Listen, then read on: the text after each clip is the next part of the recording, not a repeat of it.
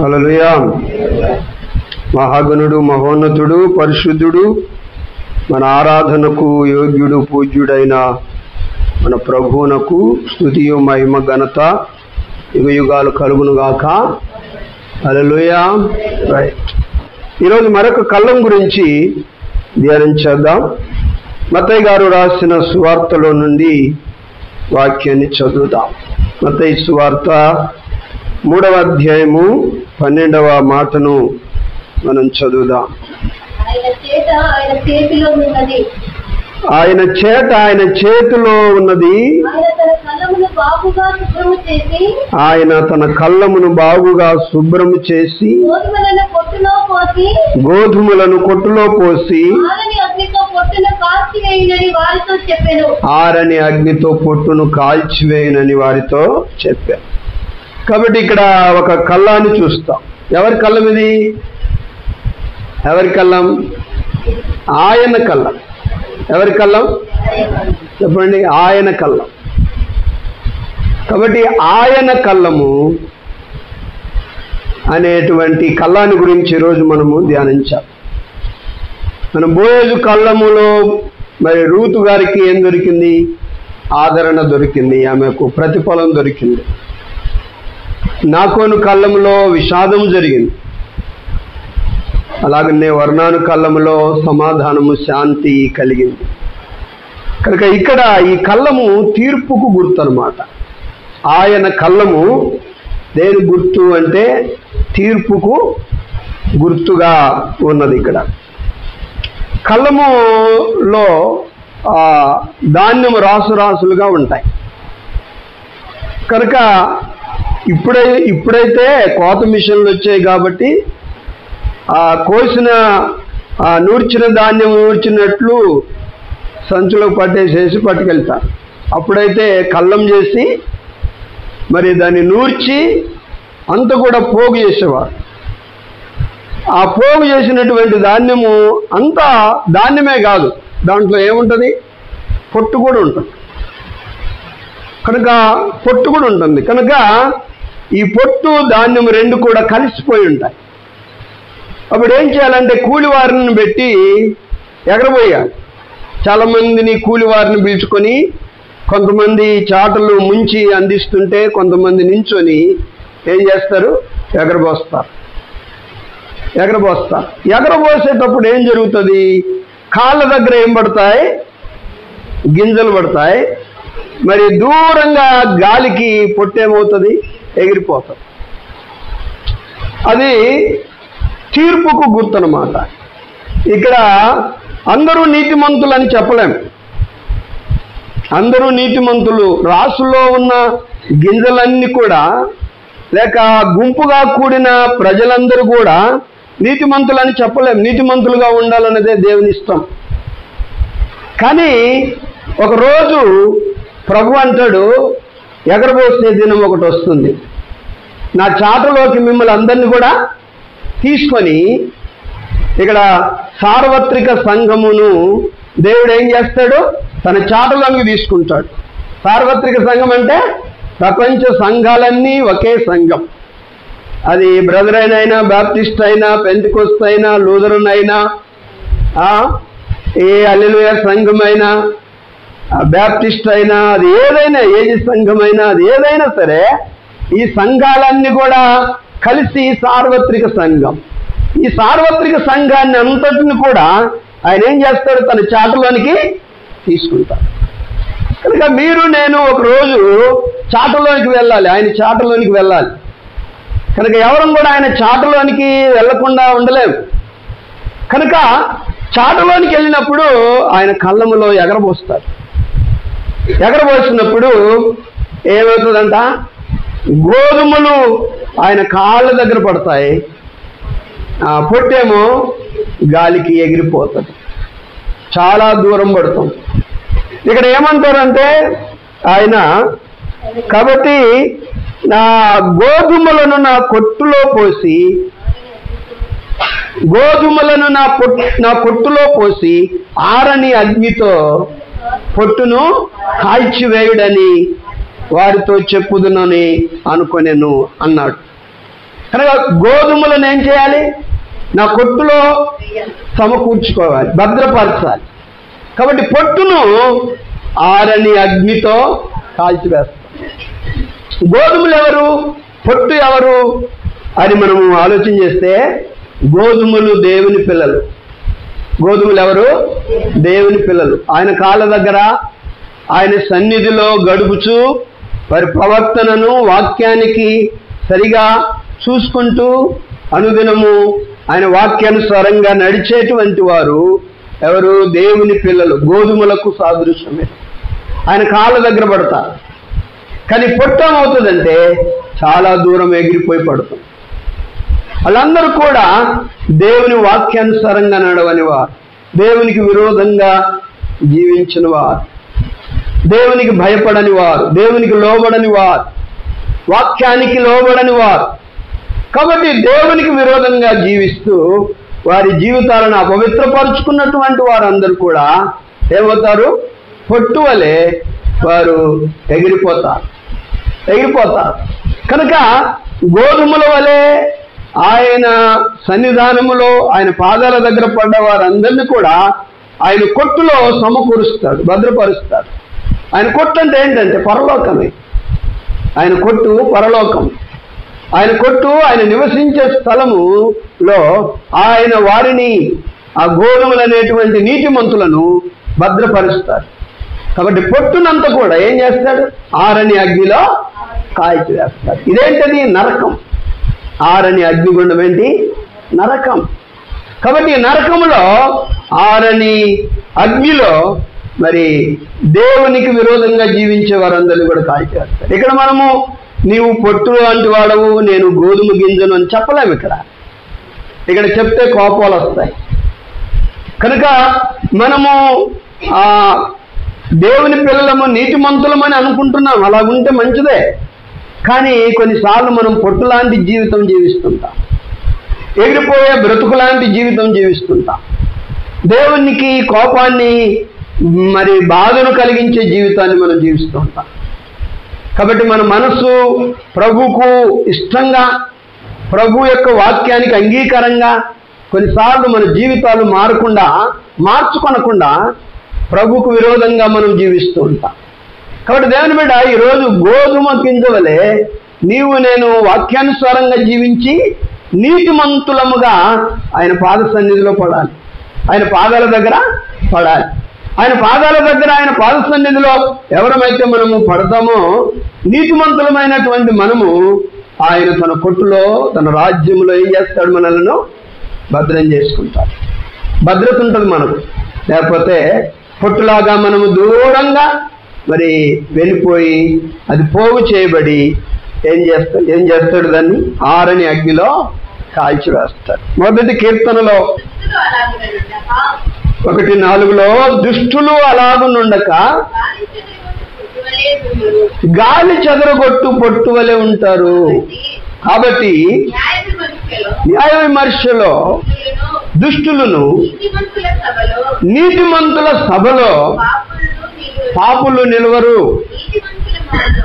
నీతిమంతుల మార్గము యెహోవాకు తెలియను, దుష్టుల మార్గము నాశనమునకు నడుపను. కాబట్టి దుష్టులు పొట్టు లాంటి వారు. దుష్టులు ఎలాగుంటారంట? గాలికి చెదరగొట్టు పొట్టు వలె ఉంటారు వారు. వీళ్ళు నీతిమంతులతో కలిసి ఉండలేరు. నీతిమంతుల సభలో పాపులు ఉండరు. కనుక పాపులు, నీతిమంతులు వేరు చేయబడతారు.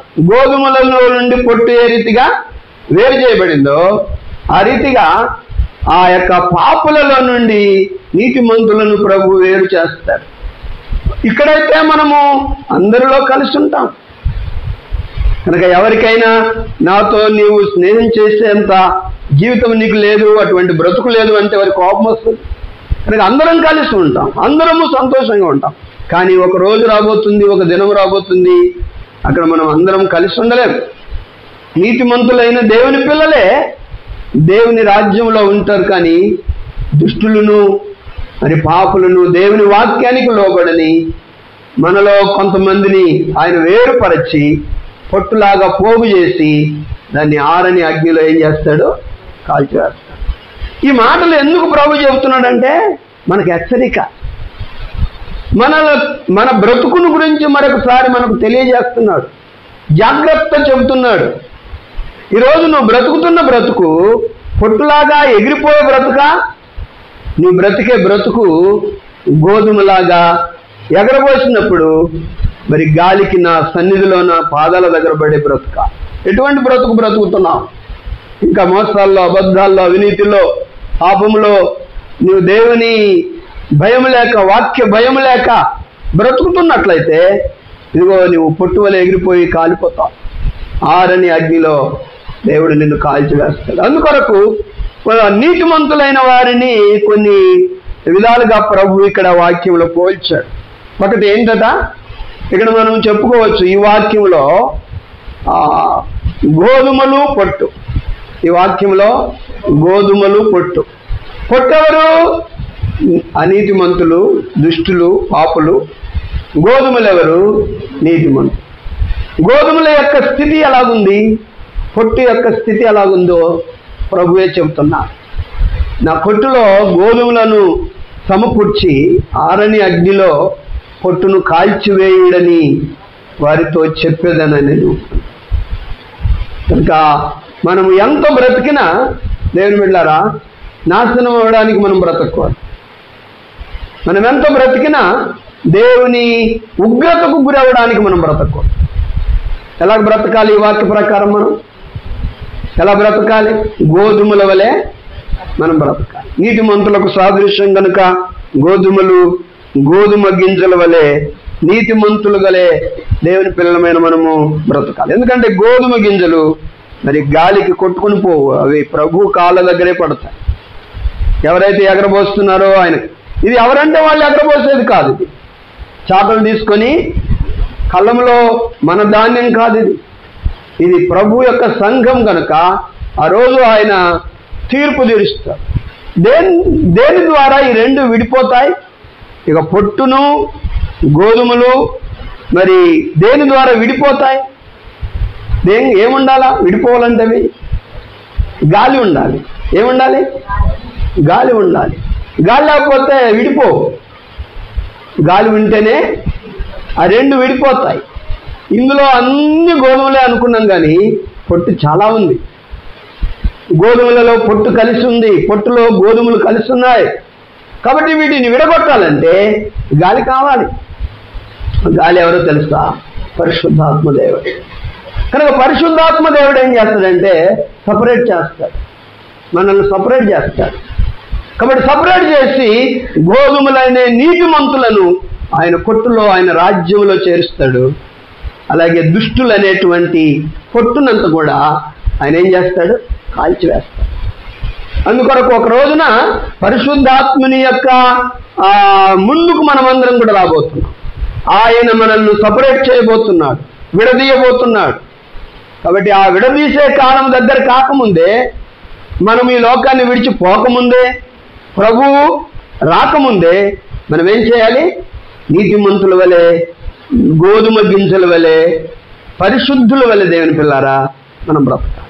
కనుక దుష్టులనేమో పొట్టుకు, నీతిమంతులనేమో దేనికి పోల్చారు? ఆయన గోధుమ గింజలకు పోల్చాడు.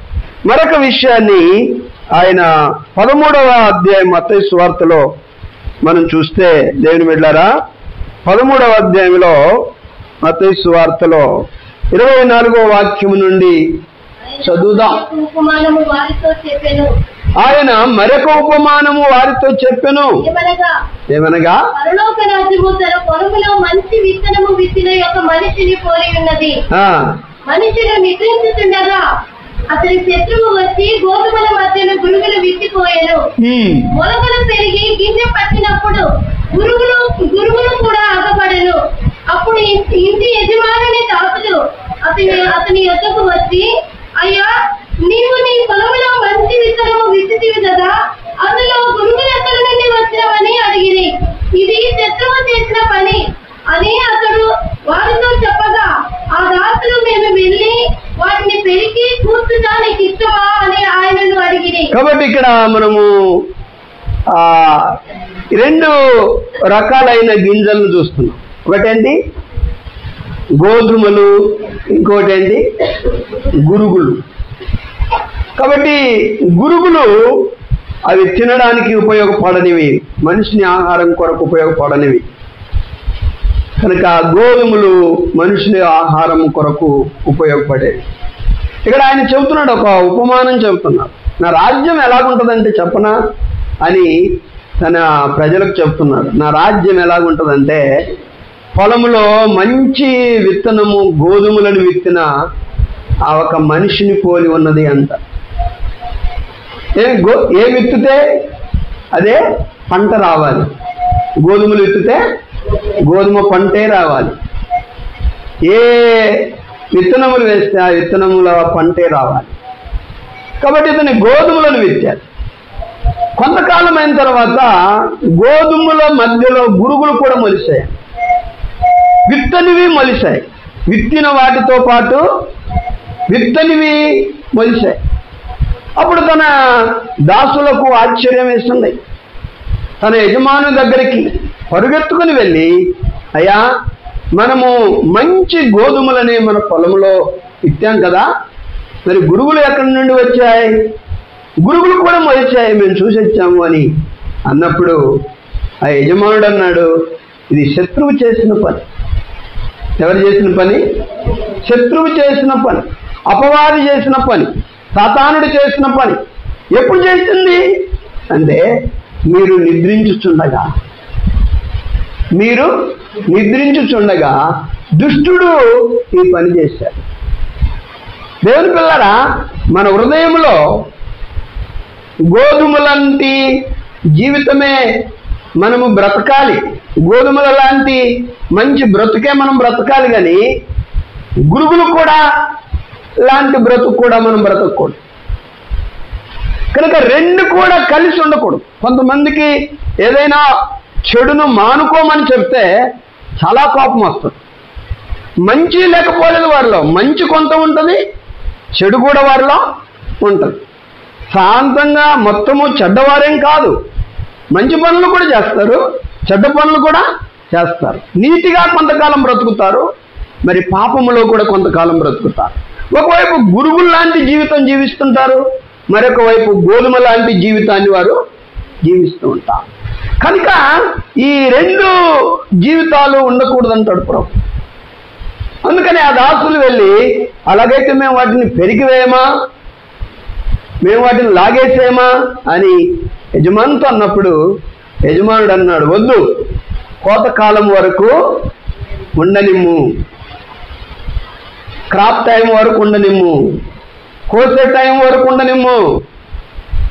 అప్పుడు ఏం చేస్తారంటే పెరిగిన తర్వాత, ఎందుకు పెరగకూడదు అంటాడు. ఇప్పుడు పెరిగితే గోధుమలు గురుగులు రెండు కూడా ఒకదానితో ఒకటి వేర్లు పెనవేయబడి ఉంటాయి. మీరు గురుగులను పెరుగుతుంటే గోధుమలు కూడా పెళ్ళగింపబడతాయి. కనుక గురుగులను లాగేసినప్పుడు నీతిమంతులకు ఎఫెక్ట్ అవుతుంది, కొన్నిసార్లు ఇబ్బంది అవుతుంది వారికి. వీరు కొన్నిసార్లు సంఘములో ఎవరైనా మనకు కొద్దిగా దేవునికి విరోధంగా నడిచిన వారిని గద్దిస్తే మరి బంధువులు కూడా కోపం వస్తుంది. ఏంటి మా వాళ్ళని ఇంత మాట అన్నాడు పాస్టర్ గారు, మా వాళ్ళని ఇలాగ మాట్లాడాడు. కాబట్టి వారికి కూడా కోపం వస్తుంది. కొన్నిసార్లు వారు వద్దు అంటే వీళ్ళు కూడా మేము కూడా రాములేండి అంటారు. కాబట్టి అది కాదు, గోధుమలాగా మనం బ్రతకాలి, స్వచ్ఛంగా మనం బ్రతకాలి, పరిశుద్ధంగా మనం బ్రతకాలి, నీతి కలిగి మనం బ్రతకాలి అని ప్రభు చెబుతున్నాడు. ఇప్పుడే పెరిగేయద్దు. ఇప్పుడు మనం ఇక్కడ తీసేయలేం. ఎవరు గోధుమలు ఎవరు గురుగులని మనం చెప్తామా సంఘంలో? గురుగులు లాంటి బ్రతుకు ఎవరు బ్రతుకుతున్నారు, గోధుమ లాంటి బ్రతుకు ఎవరు బ్రతుకుతున్నారు అని మనం చెప్పగలమా? చెప్పలేం. చెప్తే మీరు గురువు అంటే కాదు, మీరే గురువు అంటారు. కనుక నేనే గోధుమ అంటాను. కానీ ఇక్కడ ఎవరికి అర్థం కాదు. కనుక కోతకాలము రానివ్వండి. అప్పుడు ఏం చేయాలి? మొట్టమొదటిగా వరకు రెండింటిని కలిసి ఎదగనివ్వండి. కోతకాలమందు గురుగులను ముందుగా కూర్చి వాటిని కాల్చివేయుటకు కట్టలు కట్టి గోధుమలను నా కొట్టులో చేర్చి పెట్టుడని కోతగాండ్రతో చెప్పుదున నేను. ఇక్కడ ప్రభు అంటున్నారు. యజమానుడు అంటే ఎవరు? ప్రభు, మన దేవుడు. ఆయనే తీర్పరి, ఆయనే తూర్పరబట్టేవాడు, ఆయనే విడగొట్టేవాడు, ఆయనే ఎవరు నీతిమంతుడో ఎవరు నీతిమంతుడో కాదో చెప్పేవాడు. ఆయన అంటే ఇంక ఎదురు మాట్లాడడానికి ఎవరికి ధైర్యం ఉండదు. అందుకే ప్రభు అంటాడు, ఇదిగో మొదటిగా గురుగులను కోసి కట్టలు కట్టండి, గోధుమలను నా కొట్టులో భద్రపరచండి. గురుగులను ఎందుకు కట్టలు కట్టాలి అంటే వాటిని కాల్చివేయడానికి, నిత్యాగ్నిలో వాటిని కాల్చివేయాలి, నరకములో వాటిని కాల్చివేయాలి. ఇక్కడ దేవుడు గోధుమలకు నీతిమంతులను, గురుగులకు అనీతిమంతులను పోలుస్తున్నాడు. అక్కడైతే గోధుమలు నీతిమంతులు, పొట్టు అనీతిమంతులు. చూడండి ఎలాగ ఆయన పోలుస్తున్నాడు. గోధుమల్లాగా మనం బ్రతకాలనే, పొట్టులాగా మనం బ్రతకూడదు. పొట్టులాగా బ్రతికితే ఆరని అగ్నిలోనికి మనం వెళ్ళిపోతాం. గురుగులాగా బ్రతకూడదు, గోధుమలాగానే మనం బ్రతకాలి. గోధుమలు ఆయన కొట్టులో ఉంటాయి, గురుగులు కట్టలు కట్టబడి దేవుని యొక్క నిత్యాగ్నిలో కాల్చివేయబడతాయి. అందుకని దేవుని బిడ్డలారా, గురువు లాంటి లైఫ్, పొట్టు లాంటి లైఫ్ మన జీవితంలో ఉండకుండా చూసుకోవాలి. గోధుమల లాంటి నీతి కలిగినటువంటి జీవితాన్ని, యథార్థమైన బ్రతుకును మనం బ్రతికినప్పుడు మన ఫ్యూచర్, మన భవిష్యత్తు ఏంటంటే ప్రభు రాజ్యంలో మనము ఎప్పుడు కూడా భద్రపరచబడి ఉంటాం. లేకపోతే దేవుని రాజ్యాన్ని మనం పోగొట్టుకుంటాం. యవనస్తురాలైన వ్యక్తి, ప్రతి భార్య, ప్రతి భర్త, ప్రతి సంఘ కాపరి, ప్రతి విశ్వాసులము మనం ఎలాగా దేవుని ఎదుట బ్రతుకుతున్నాం? బయట ఉంటాము, మందిరంలో కొన్ని రోజులు ఉంటాము, ఇంట్లో ఉంటాము, ప్రయాణంలో ఉంటాము, డ్యూటీల్లో ఉంటాము, ఎక్కడెక్కడ తిరుగుతున్నప్పుడు మనం ఎలాగా ఈ లోకంలో బ్రతుకుతున్నాం, ఎలాగ జీవిస్తున్నాం? గురువులాగా మనం బ్రతికినట్లయితే ఒకరోజు నువ్వు కాలిపోతావు నిత్యాగ్నిలో. పొట్టులాగా నువ్వు బ్రతికితే ఒకరోజు నిత్యాగ్నిలో నిన్ను కాలుస్తాడు ప్రభు. అందుకొరకే గోధుమల వలె మనం ఏం చేయాలి? బ్రతకాలి. నీతిమంతుల వలె మనం దేవుని పిల్లారా ఏం చేయాలి? బ్రతకాలి. నీతిమంతుల్లాగా మనం బ్రతికినప్పుడు ప్రభు మనలను తన కొట్టులో ఏం చేస్తాడు? చేర్చుకుంటాడు, భద్రపరుస్తాడు. కనుక మరొక మాటను మనము చూద్దాం. ఈ మత్తయి సువార్త 47 13వ అధ్యాయంలో 47వ వాక్యం నుండి మనము 50వ వాక్యం వరకు చదువుదాం.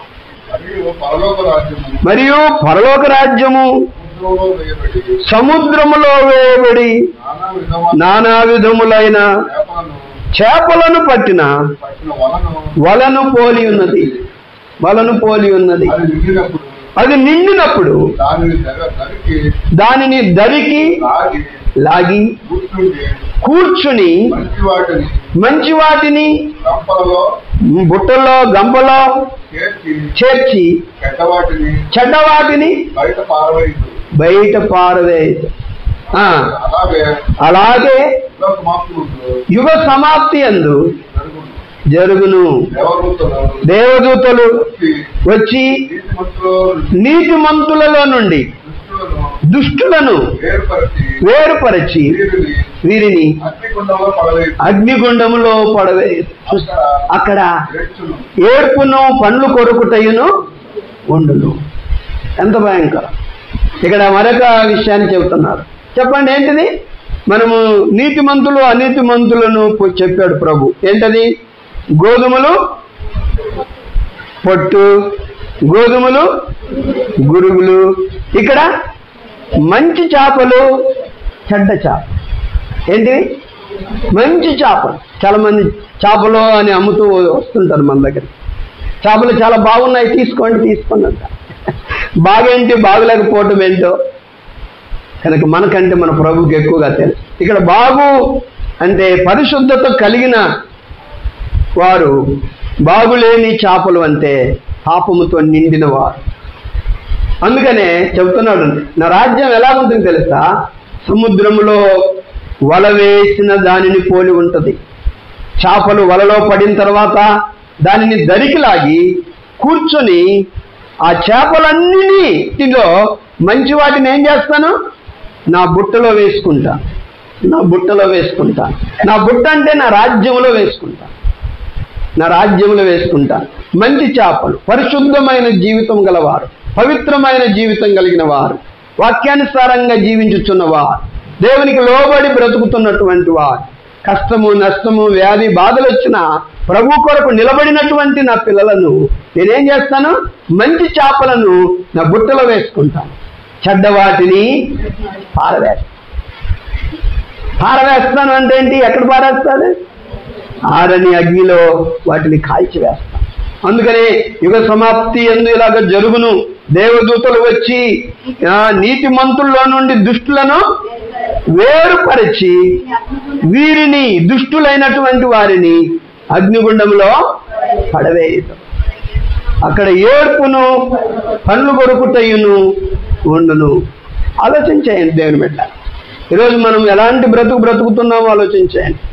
నీవు ఇతరుల దృష్టికి మంచిగా కనబడినా మంచిగా కనబడకపోయినా దేవుని దృష్టికి మంచిగా కనబడాలి. ఆయన తీర్పు తీర్చాడంటే ఇక మంచివారు అంటే ఇంకా చెడ్డవాడిగా వారు పరిగణించలేరు ఎవరు కూడా. ఆయన తీర్పు అలాగా ఉంటుంది. ఆయన బాహ్యంగా చూసి తీర్పు తీర్చేవాడు కాదు, కానీ అంతరంగంలో మన హృదయాలోచనలను చూసి, మన హృదయాన్ని చూసి ఆయన తీర్పు తీర్చేవాడు. కాబట్టి చాలా మంది అంటారు ముఖాలను చూసి తీర్పు తీరుస్తారు. చాలా అమాయకంగా ఉన్నాడు పిల్లోడు, చాలా మెత్తని స్వభావంతో ఉన్నట్లున్నాడు, చాలా మంచి అబ్బాయిలాగా కనబడుతున్నాడు అని అంటారు. కానీ వాడు చేసే పనులు చాలా భయంకరమైన పనులుగా ఉంటాయి. వాడు ఇక్కడ తల దించుకొని ఉన్నంత మాత్రాన మనకు మంచివాడిగా, తల్లిదండ్రులకు మంచివాడిగా కనబడాడు, కానీ దేవుని దృష్టికి మంచివాడైతేనే వాడు మంచివాడు. అమ్మాయిలు కూడా అంతే, దేవుని దృష్టికి మంచివారు అయినప్పుడే మంచివారు. ఈ రోజున ఎంతగా యూత్ కానీ పెద్దవాళ్ళు కానీ చెడిపోతున్నారు. వాట్సాప్ల ద్వారా, యూట్యూబ్ల ద్వారా, ఫేస్బుక్ల ద్వారా ఎంతమంది ఈ కాలంలో చెడిపోతున్నారు. మంచి ఉంది, మంచికి వాడుకోవచ్చు, కానీ చెడు చాలా ఉంది. చెడును మనము నేర్చుకోకూడదు. కాబట్టి ఆ వాట్సాప్ ద్వారా, ఆ యూట్యూబ్ల ద్వారా, ఆ యొక్క ఫేస్బుక్ల ద్వారా, ఇంకా ఆ నెట్ ద్వారా మనం ఏమేమి అయితే చూస్తున్నామో, ఏదేదైతే అనుసరిస్తున్నామో అది పరిశుద్ధమైనదై ఉండాలి, కానీ అపవిత్రమైనది, దేవుని వాక్యానికి విరోధమైనదై ఉండకూడదు. చాలాసార్లు మనము బానిసలం అయిపోతాం. కొన్నిసార్లు సెల్ ఫోన్లో ఏమైపోతాం? బానిసలం అయిపోతాం. ఏది మర్చిపోయినా మర్చిపోతాం, కానీ సెల్ ఫోన్ మాత్రం మర్చిపోతాం. ఇది వరకు ల్యాండ్ ఫోన్ ఒకటే ఇంట్లో ఉండేది, కానీ ఇప్పుడు ఎంతమంది ఉంటే అన్ని ఫోన్లు ఇంట్లో, ఎంతమంది ఉంటే అన్ని ఫోన్లు. ఇక ఫోన్ లేకపోతే ఎవడు ఊరుకోడు. అమ్మాయికి ఫోన్ కావాలి, అబ్బాయికి ఫోన్ కావాలి, భార్యకు ఒక ఫోన్ కావాలి, భర్తకు ఒక ఫోన్ కావాలి, ఇక చిన్నోడికి ఒక ఫోన్ కావాలి, పెద్దోడికి ఒక ఫోన్ కావాలి, వీళ్ళందరికీ రీఛార్జ్ చెప్పించాలి, ఎన్ని వేల రూపాయలు. కాబట్టి ఇది చాలా తతంగం ఉంది. ఆ ఫోన్లో కూడా ఎన్నో ఐఫోన్లు కావాలి, స్మార్ట్ ఫోన్లు కావాలి, పెద్ద పెద్ద ఫోన్లు కావాలి. కాబట్టి దాంట్లో వాళ్ళు ఏం చేస్తున్నారో, ఏం చూస్తున్నారో, ఏం అనుసరిస్తున్నారో, ఎవరితో చాటింగ్ చేస్తున్నారో, ఎలాగ చీట్ అయిపోతున్నారో అర్థం కానటువంటి పరిస్థితిలో దేవుని పిల్లరా ఈ లోకములో మనం కలిసిపోతున్నాం. అందుకోసమే ఫోను మనకు అవసరమైనప్పుడు వాడుకొని, అనవసరమైనప్పుడు దాన్ని పక్కన పెట్టాలి. కనుక ఈరోజు పరిశుద్ధ గ్రంథము కంటే కూడా మనకు ఎక్కువగా ఫోనే యూజ్ చేస్తున్నాం. పరిశుద్ధ గ్రంథమును మనం చదివేదానికంటే కూడా ఎక్కువగా ఫోన్నే చదువుతున్నాం. దానివలన మనం ఫోన్ చూసి చూసి చూసి ఎంత బాగుపడ్డాము అని మనము ఆలోచన చేస్తే ఏమీ బాగులేదు. ఎంత బాగుపడ్డావు, ఎంత మెరుగుపడ్డావు, ఏం సెల్ ఫోన్ ద్వారా ఏం నేర్చుకున్నావు అంటే ఏమీ లేదు. మేలు ఉంది కానీ మేలు లేదు, ఇదే చేస్తున్నాం. కానీ పరిశుద్ధ గ్రంథం చదవటం ద్వారా మనం మేలు పొందుకుంటాం, మనం మంచివారిగా మారుతాం. ఈ వాక్యమును మనము చదివేటప్పుడు మనతో దేవుడు ఏం చేస్తాడు? మాట్లాడతాడు. ఈ వాక్యాన్ని చదివేటప్పుడు దేవుడు మనతో వాక్యం ద్వారా మాట్లాడతాడు. ప్రార్థన చేసేటప్పుడు దేవునితో మనము మాట్లాడతాం. కాబట్టి ఇది మనకు రొటేషన్గా జరగాలి, రొటీన్గా ఇది జరుగుతూ ఉండాలి. మనం దేవునితో మాట్లాడాలి, మనతో దేవుడు మాట్లాడుతున్నారు. అలా మాట్లాడుతున్నారా పిల్లలమైన మనం? పెద్దలైన వారు దేవునితో ఈరోజు మాట్లాడారా? దేవుడు మీతో మాట్లాడారా? అంటే వాక్యాన్ని మీరు చదివారా? ప్రార్థన మీరు చేశారా? నువ్వు వాక్యాన్ని చదవడానికి బైబిల్ తెరిస్తే దేవుడు నీతో మాట్లాడడానికి అవకాశం ఇచ్చినట్లు. బైబిల్ మూసేస్తే ఏం లేదు. కాబట్టి ఈరోజు దేవుడు నీతో మాట్లాడినట్లు, దేవునితో మనం మాట్లాడేటట్లు అటువంటి లైఫ్, అటువంటి జీవితాన్ని మనం జీవించినప్పుడు చెడును మనం అసహించుకుంటాం, కీడులో మనం పడిపోం, అపవిత్రతకు మనం గురికాం. కాబట్టి ఈ రోజున దేవుని పిల్లల కొంతమంది తల్లిదండ్రులు అయితే పిల్లలను గద్దించలేని స్థితిలో ఉన్నారు. ఎందుకంటే తల్లిదండ్రుల చెడు పిల్లలకు తెలుసు, అందుకని పిల్లలను వారు గద్దించలేరు. ఊరుకోమా, నన్నేం గద్దిస్తాను, ఈ సంగతి నాకు తెలియదా అంటుంది.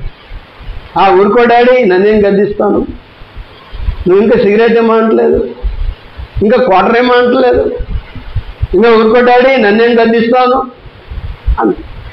కాబట్టి కొన్నిసార్లు తల్లిదండ్రుల మన నేను తాగితే నువ్వు గద్దిస్తావా, నేను పెద్దోడిని అయితే ఏంటి డాడీ, నాకు మాదిరిగా ఉండాలి కదా, నువ్వు పెద్ద దానివైతే ఏంటి మమ్మీ, నాకు మాదిరిగా ఉండాలి కదా, నేను నీలో ప్రార్థన నేను చూశానా, నువ్వు వాక్యం చదవటం నేను చూశానా, నీలో పరిశుద్ధత నేను చూశానా అని పిల్లలు మనల్నే ఏం చేస్తారు, నిలదీసే పరిస్థితి వచ్చింది. అందుకనే పిల్లలను కూడా మనం గద్దించలేని స్థితిలో ఉన్నాం. గురువులు లాంటి బ్రతుకుతున్నామా, పొట్టు లాంటి బ్రతుకుతున్నామా, చెడ్డ చేపల లాంటి జీవితం జీవిస్తున్నామా? అయితే ఈ మూడింటి అంతం, ఈ 3 రకాలైన జీవితాలు నిత్య నరకానికే, ఆరని అగ్నికే. ఈ రోజున మన పిల్లలు కూడా సెల్ ఫోన్ లేని భోజనం చేయరు. వాళ్ళు ఫోన్ చూసుకుంటుంటేనే తింటారు, లేకపోతే నాకు వద్దంటారు. కనుక ఆకలి, సెల్ ఫోను దగ్గరకు వస్తే నోరు తెరుస్తారు, సెల్ ఫోన్ తీసేస్తే నోరు మూసేస్తారు. అలాగుంటుంది. ఇక దానికి వారికి లింక్ ఏంటంటే అంత భయంకరమైన లింక్ పడింది. కాబట్టి ఈ రోజున దేవుని పిల్లలమైన మనం ఎలాగైనా మెల్లమెల్లగా మన పిల్లలకు ఫోన్ దూరం చేయాలి, మనకు దూరం చేసుకోవాలి, పరిశుద్ధ గ్రంథాన్ని దగ్గరకు తీసుకోవాలి, పరిశుద్ధ గ్రంథముతో మనం ఎక్కువగా స్నేహం చేయాలి.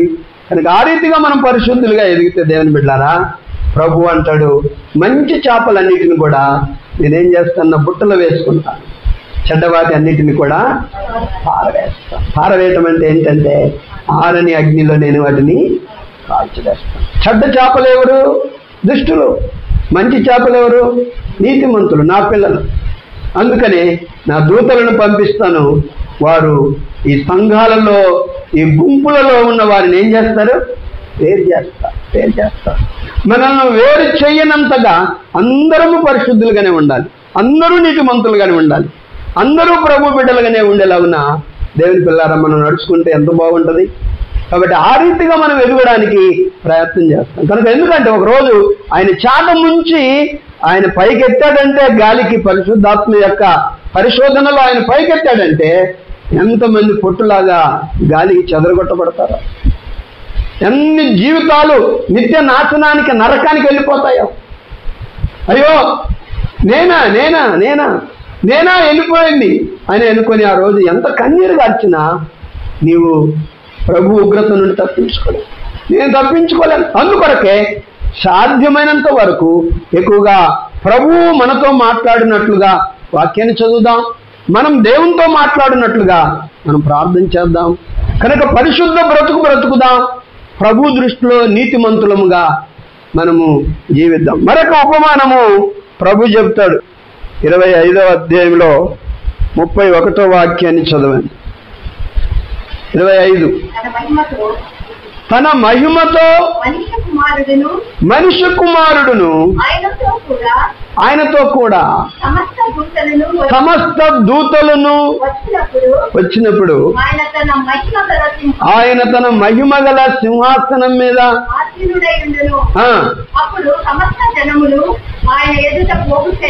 సమస్త జనము ఆయన ఎదుట పోగు చేయబడుదురు.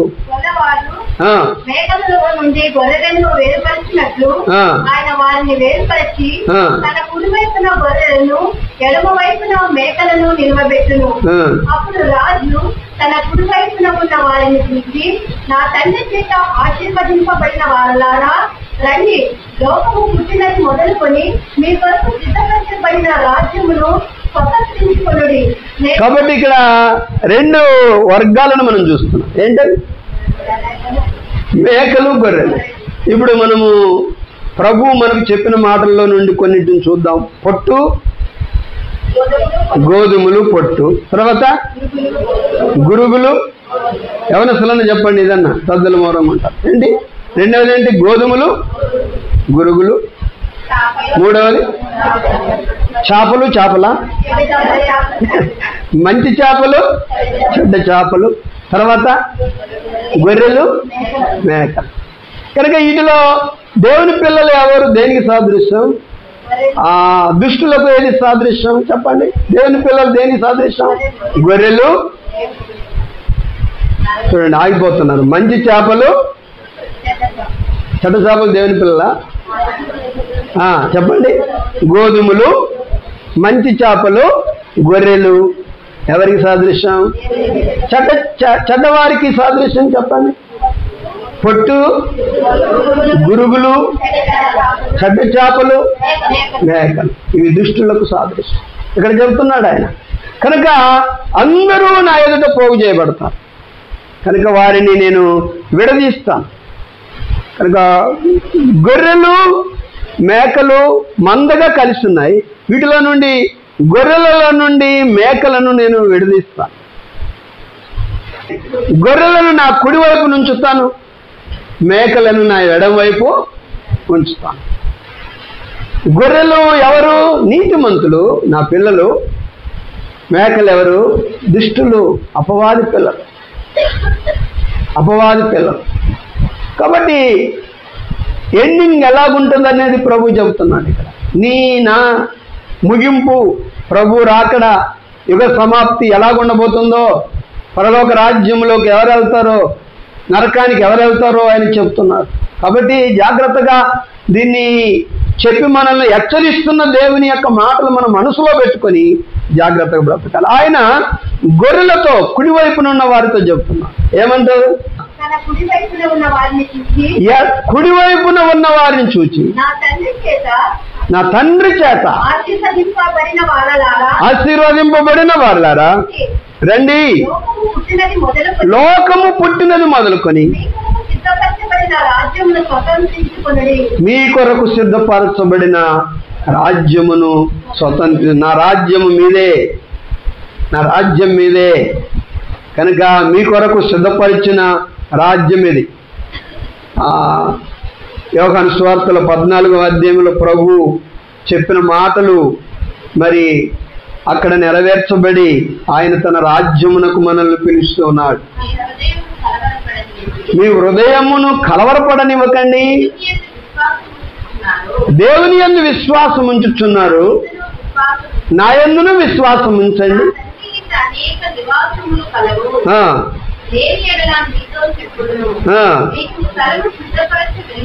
వెళ్ళుచున్నాను, ఎడలా నేనుండు స్థలములో మీరును ఉండులాగున మరలా వచ్చి నా యొద్ద ఉండుటకు మిమ్మల్ని తీసుకొని వెళ్తాను. కనుక అప్పుడు సిద్ధపరచడానికి వెళ్తున్నాను, నేను కట్టడానికి వెళ్తున్నాను, మీ కొరకు స్థలం సిద్ధపరచడానికి వెళ్తున్నానని చెప్పారు. ఇక్కడేమంటాడు మరి? నా తండ్రి చేత ఆశీర్వదించబడిన వాళ్ళారా, రండి, భూమి లోకము పుట్టింది మొదలుకొని మీ కొరకు సిద్ధపరచబడిన రాజ్యమును దేవునికి స్తోత్రం స్వతంత్రించుకోండి. మీ కొరకు సిద్ధపరిచిన రాజ్యమును స్వతంత్రించుకోండి అంటారు. కాబట్టి ఇక్కడ ఎందుకు వీరిని నా రాజ్యాన్ని స్వతంత్రించుకోమంటాడు? తర్వాత 41 చూడండి ఒకసారి. చూచి, శపించబడిన వారలారా, నన్ను విడిచి సిద్ధపరచబడిన నిత్య అగ్నిలోనికి పోవండి. ఎవరితో అంటున్నాడు? శపించబడిన వారు అంటే మేకలతో అంటున్నాడు. ఎడమవైపున ఉన్నవారు శపించబడిన వారులారా, అపవాదికిని వారి దూతలకును సిద్ధపరిచిన. ఎందుకని ఈ మేకలైన వారికి నిత్యాగ్ని, నరకం? ఎందుకు గొర్రెలకు పరలోక రాజ్యం? ఎందుకు? ఏంటి? అక్కడ కొన్ని క్రియలు జరిగాయి, కొన్ని కార్యాలు జరిగాయి. ఇక్కడ ఏమంటాడంటే గొర్రెలతో, నేను ఆకలి గొంతిని, మీరు నాకు భోజనం పెట్టారు. దాహం కొన్నాను, నాకు దాహం ఇచ్చారు. కాబట్టి ఇక్కడ వీళ్ళు ఏం చేశారు?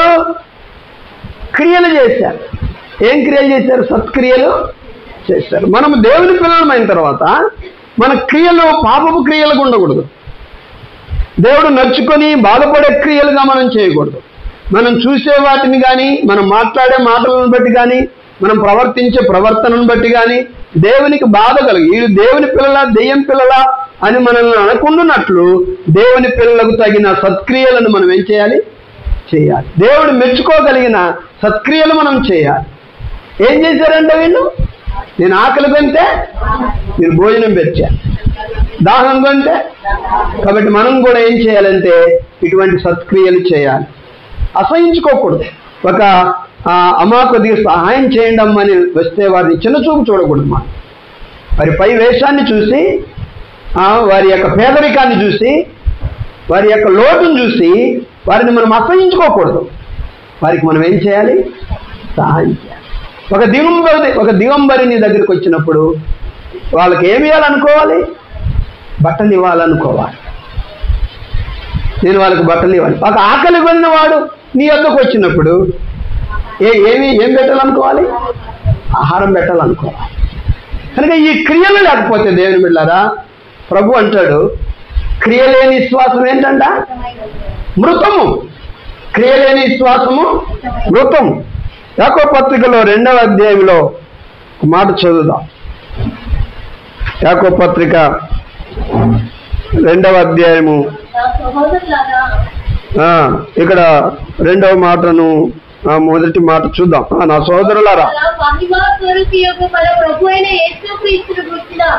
విశ్వాస విషయంలో మోమాటము గలవారై ఉండకుడి.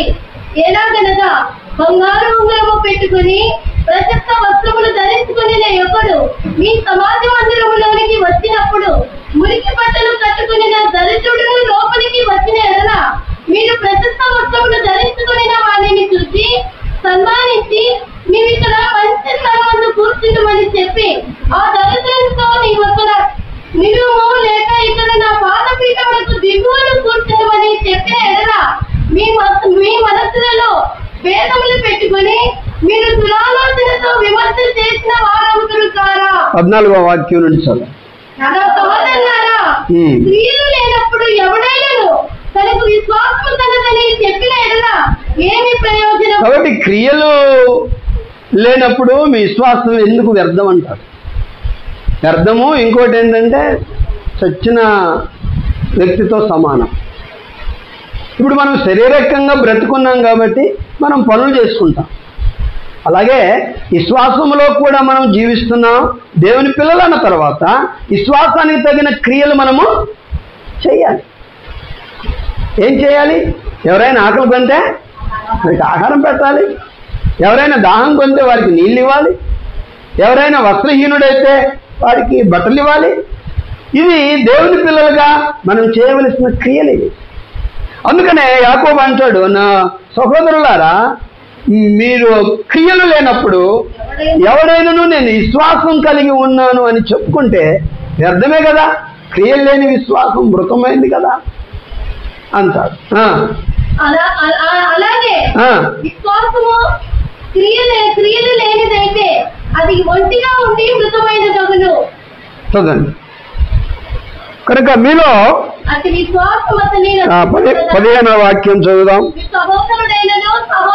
సహోదరుడైనను సహోదరి అయినను దిగంబరులై ఆనాటికి భోజనము లేక ఉన్నప్పుడు మీలో ఎవడైనా శరీరమునకు కావలసిన వాటిని ఇయ్యక సమాధానముగా వెళ్ళుడి, చలి కాచుకొనుడి, తృప్తి పొందునని చెప్పిన ఎడల ఏమి ప్రయోజనము? కాబట్టి క్రియలు ఉండాలి. ఎవరైనా ఆకలి కొని వచ్చారనుకోండి, మరి ఆహారం పెట్టండి. ఎవరైనా మరి దిగంబరిగా మీ దగ్గరకు వచ్చాడు అనుకోండి, దిగంబరి అంటే దిగంబరిగా కాకుండా ఏదైనా ఇతనికి బట్ట ఉంటే బాగుండు అన్నట్లుగా వస్తాడు అనుకోండి, అతనికి ఏదైనా ఒక బట్టను ఇయ్యండి, తొడగండి.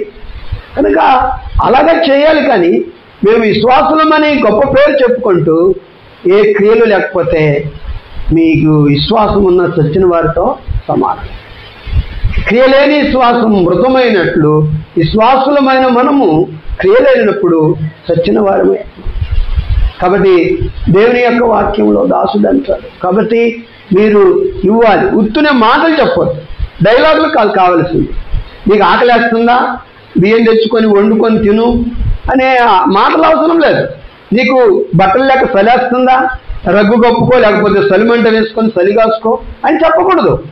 ఆ చలిపోవడానికి తగిన బట్టలు మీరు ఇవ్వండి, ఆకలి తీరడానికి తగిన ఆహారం పెట్టండి, ఆ దాహం తీరడానికి తగిన పానీయం వారికి ఇవ్వండి.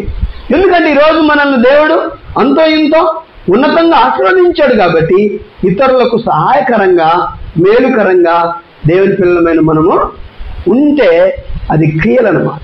అందుకనే నీతిమంతులైనటువంటి వారు ఏం చేశారంట, విశ్వాసులైన వారు ఏం చేశారట, క్రియలు చేశారంట. ఆకలి వెళ్ళిన వారికి ఆహారం పెట్టారు, దాహం వెళ్ళిన వారికి నీళ్ళు ఇచ్చారు.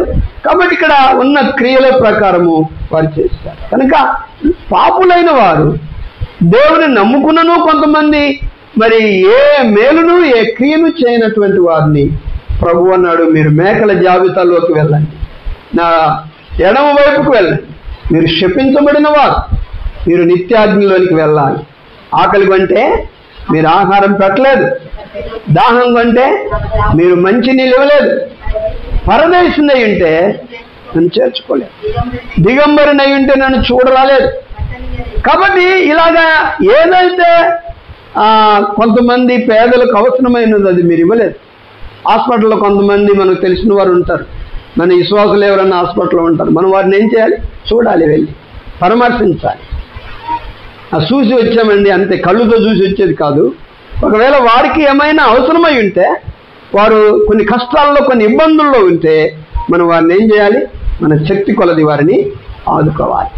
ఆర్థికంగా కానీ ఆహార విషయంలో కానీ ఇంకా ఏదైనా అవసరమైనప్పుడు వారిని మనం ఏం చేయాలి, ఆదుకోవాలి. కాబట్టి ఆ రీతిగా క్రియలు ఉన్న వారిని బట్టి దేవుడు మెచ్చుకుంటూ ఇదిగో నా రాజ్యం మీదే అంటారు. క్రియలు లేని వారిని బట్టి నొచ్చుకుంటూ అపవాదికిని వాడికిని దూతలకు సిద్ధపరిచిన నిత్యాగ్నిలోనికి వెళ్ళండి అంటారు. కాబట్టి ఈరోజున దేవుని పిల్లలమైనటువంటి మనము దేవుని చాటలోనికి వెళ్ళి ఎగరబోయడానికంటే ముందు వీటిని గురించి మనం ఆలోచన చేయాలి.